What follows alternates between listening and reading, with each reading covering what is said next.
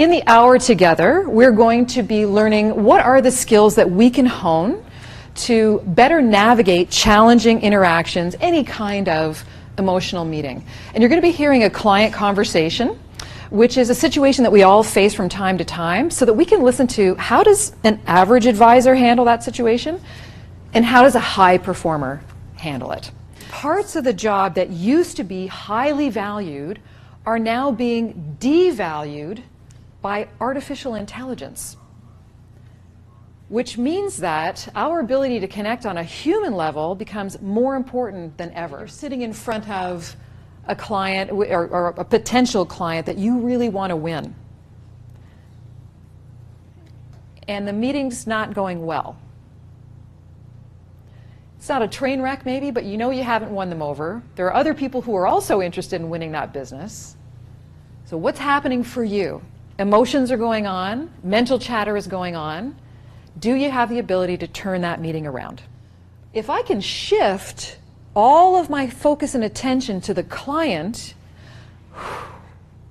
right away the stress is relieved.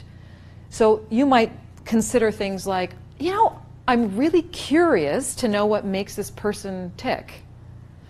Or I was originally thinking, oh, they fall into this demographic of my book. And I was pigeonholing them. Instead of doing that, I'm going to look at, well, what makes them different from every other retiree that I'm talking to, or every other business owner? So I've shifted my focus from me onto them, and it immediately reduces your stress.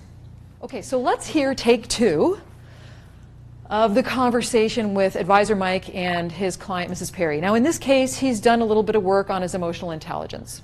So grab your pen and paper, and as you're listening, see if you can pick up on what he did differently and where you may have seen some of this reflected in how he handles the conversation. Then okay.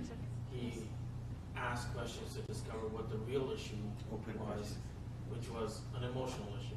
Yes. And then he acknowledged and resolved the emotional issue without having to defend the secondary issue, which is the brother asking her to move on. Yeah. Absolutely right. So he listened carefully for the different layers of information that were coming at him. Thank you for your time and attention and really engaging in this, I think, important discussion. It's been a pleasure. Thank you.